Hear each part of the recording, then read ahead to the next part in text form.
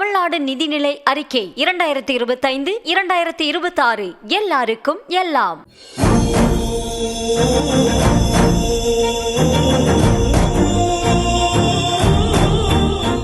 தமிழக அரசின் பட்ஜெட் தொடர்பான லட்சணையில் தமிழ் எழுத்தான ரூ இடம்பெற்றிருந்தது தேசிய அளவில் பேசு பொருளானது.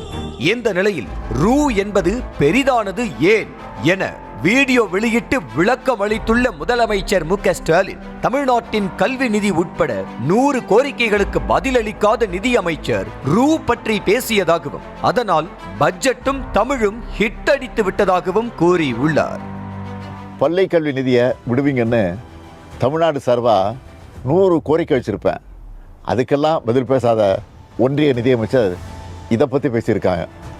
அவங்களே பல பதிவுகளில் ரூனு தான் போட்டிருக்காங்க.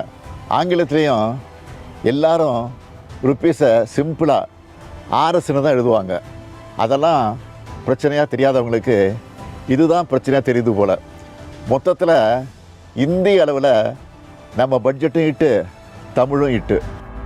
இதனையடுத்து பட்ஜெட் தயாரித்தது எப்படி என்பது குறித்து விளக்கம் அளித்துள்ள முதலமைச்சர் தமது மனதிற்கு நெருக்கமான அறிவிப்புகள் சிலவற்றை கூறியுள்ளார்.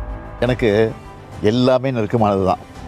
மக்களுக்கு எது பிடிச்சிருக்குன்னு தெரிஞ்சிக்க சோஷியல் மீடியாவில் அவங்க போட்ட பதிவுகளை பார்த்தேன். ஸ்கார்லட் விமன் என்ற ட்விட்டர் ஐடி பெண்கள் பாதிப்புக்குள்ளாகிற கருப்பை வாய் புற்றுநோய்க்கான தடுப்புக்கான மருந்தை அரசே இலவசமாக தரணும்னு என்னை டேக் பண்ணியிருந்தாங்க.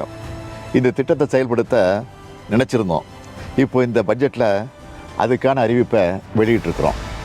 பட்ஜெட் எதிர்ப்பு குறித்த கேள்விக்கு பதிலளித்துள்ள முதலமைச்சர், உருப்படியாக எதுவும் இல்லாத எதிர்க்கட்சிகளின் விமர்சனங்கள் அரசு மீதான வன்மத்தை மட்டுமே காட்டுவதாக பதிலடி கொடுத்துள்ளார். ஆக்கப்பூர்வமான விமர்சனங்கள் இருந்தால் அதை நம்ம பரிசீலிக்கலாம். ஏதாவது நெகட்டிவாக சொல்கிறதுக்காகவே சிலர் சொல்கிறது அரசு மேலே இருக்கக்கூடிய வன்மம் மட்டும்தான் தெரியுது. உருப்படியாக அது எதுவும் இல்லை. இதனையடுத்து தமிழ்நாட்டின் கடன் கட்டுக்குள் இருக்கிறதா என்ற கேள்விக்கு விடை தந்துள்ள முதலமைச்சர், தமிழ்நாடு அனைத்திலும் நம்பர் 1 என்ற இலக்கை அடையும் வரை ஓய்வே கிடையாது என்றார். கடன் வாங்காத அரசுன்னு எதுவும் இல்லை. அப்படி வாங்குகிற கடனை முறையாக செலவு பண்ணுறோமா என்பது தான் முக்கியம். அந்த வகையில் எதிர்கால தலைமுறைக்கான முதலீடாக தான் திராவிட மாடல் அரசு கடன் தொகையை செலவு பண்ணியிருக்கு. தமிழ்நாட்டை $1 ட்ரில்லியன் பொருளாதாரமாக உயர்த்தணும், தமிழ்நாடு எல்லாத்துலேயும் நம்பர் 1 இருக்கணும் என்கிற இலக்கை அடையணும். இப்படி நிறைய பணிகள் இருக்குது. அதனால் ஓய்வே கிடையாது.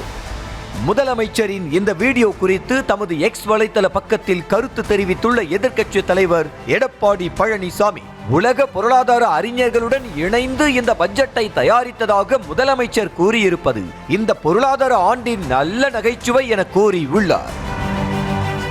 பட்ஜெட் பற்றி மக்கள் நினைப்பது என்ன என்பதே அறியாமல் ரூ போட்டதால் பட்ஜெட் ஹிட் ஆகிவிட்டது என்று முதலமைச்சர் சினிமா வசனம் பேசுவதாகவும், திமுக ஆட்சிக்கு வந்து போட்ட 5 பட்ஜெட்டுமே அட்டர் ஃபிளாப் தான் எனவும் விமர்சித்துள்ள இபிஎஸ், 72 ஆண்டுகால தமிழ்நாட்டு ஆட்சிகளின் மொத்த கடனையும் 4 ஆண்டுகளில் வாங்கி கடன் வாங்குவதில் முதலமைச்சர் ரெக்கார்ட் பிரேக் மற்றும் பிளாக் பஸ்டர் சாதனை நிகழ்த்தியிருப்பதாக கூறியுள்ளார்.